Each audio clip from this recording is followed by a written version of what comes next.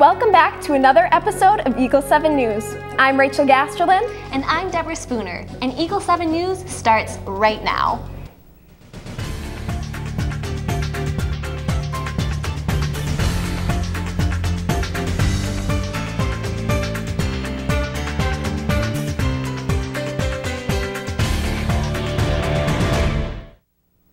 The Northwestern football program will encounter a big change this upcoming season. Eagle 7's Tyler Crabb has more on the story. My goal is to be here 10 years, and so certainly met that goal from that perspective. For 16 years, Kirk Talley has been the head football coach at Northwestern, but this fall he will be making the transition to become the defensive coordinator at Warner University. We sat down with a few coaches and a former player to discuss the impact Coach Talley had on them. Who Coach Talley is doesn't change. Just building those personal relationships with players. Very kind and caring and compassionate guy. One thing Coach Talley stressed to his players was leaving a legacy. What legacy does Coach Talley leave here? How much he cared about his players. Authenticity. He never put himself above Eagle football. What is Eagle football? Servanthood. Representing Christ. Being a representative of Christ on the field. So what should we expect from Eagle football in the future? As I leave, I want the program, and I've said this since day one I took the job, whoever takes the next job and all the guys, let's take it to the next level after Talley leaves. We're confident and we're excited for the future of the program. We're sad to see Coach Talley go. We're excited for his new phase of coaching and his new phase of life. Coach Talley leaves as the winningest head coach in the program's history, but the thing he'll miss most about Northwestern is bigger than the sport itself. Yeah, the biggest thing that I'll miss about Northwestern is no doubt the people, certainly the players. From the first year that I was here, the seniors accepted me, and now they're, dads with kids walking around and coming to games, so that's awesome. For Eagle 7 News, this is Tyler Crabb.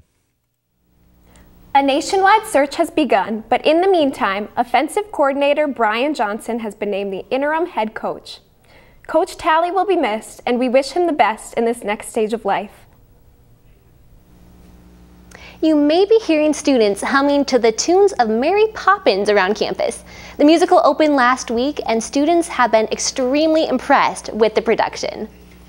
There's just so much energy on stage. The action between all the dancers and Mary Poppins, everyone's just interacting in a really fun way. I loved when Bert went up to the ceiling and tap danced on the ceiling and then did a few flips coming down. That was the best part. It went so well. Everything is amazing, like the set, the tech, the special effects with Mary Poppins flying.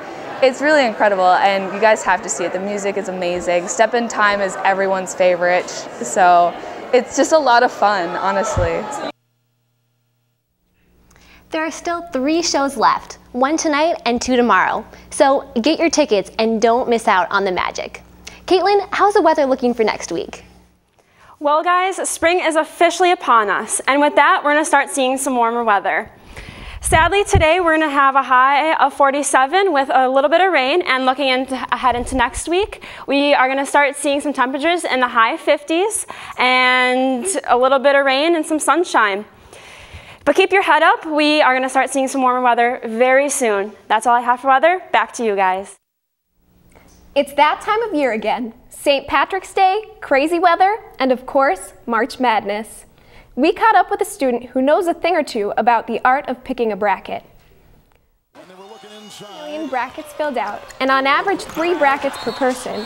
No one has ever had a perfect bracket. But last year, UNW student Kimmy Lindsay came close to making history. Her bracket was in the 98th percentile, and the best of it all was that she only made 1 bracket. Yes, I believe that you should only have 1 bracket, because if you have 5 or more, then one of them should definitely be in the 90 percentile. And if it's not, it's embarrassing.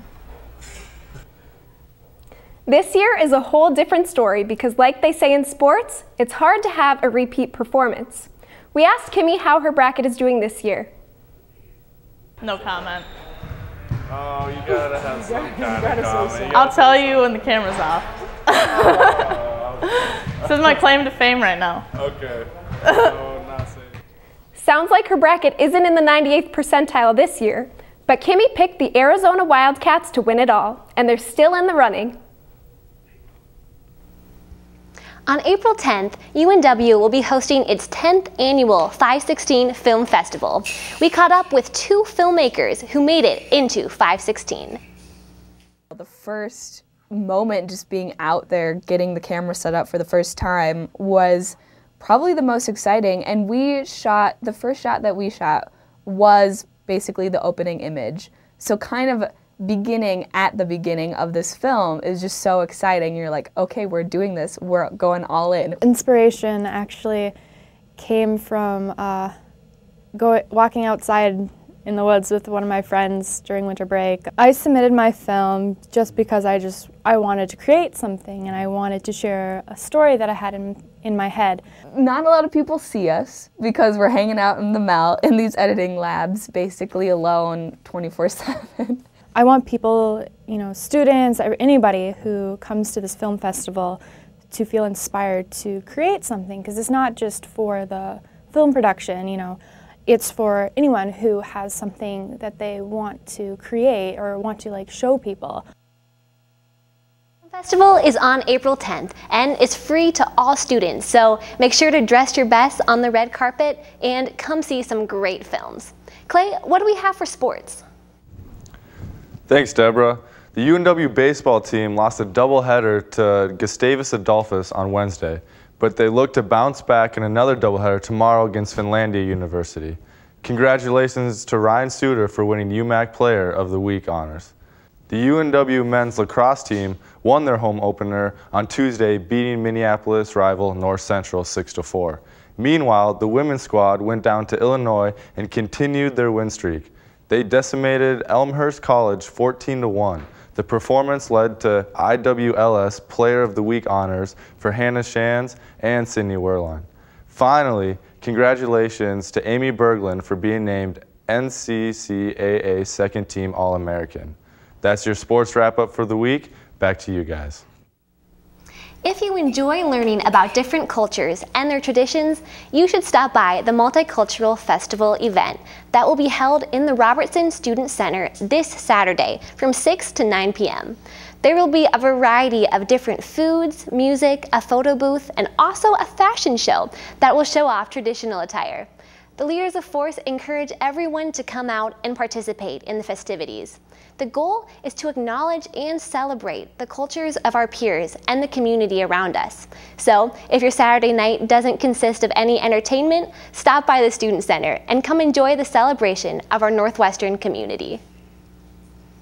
The Multicultural Festival, what I'm most excited for is just being able to see the various acts that are from so many different varieties of cultures. We have people performing to represent the Ethiopian culture, people performing representing the Chinese culture, Hmong culture, the African American culture. There's so much richness in the Northwestern community that we are so blind to, and it's really important for you guys to understand that and to see how rich the Northwestern culture is, and it would be amazing if everybody would come out and experience that. The Multicultural Festival would definitely be a fun event, and it would be fun to have the whole school come out. So Deborah, are you planning on going to the Multicultural Festival? Yes, I am. I'm gonna go to the festival, and then afterwards I'm actually heading to Mary Poppins, so I'm pretty excited. That is really exciting. Well, that's all we have for this week. I'm Rachel Gasterland. And I'm Deborah Spooner. Stay fly, Eagles.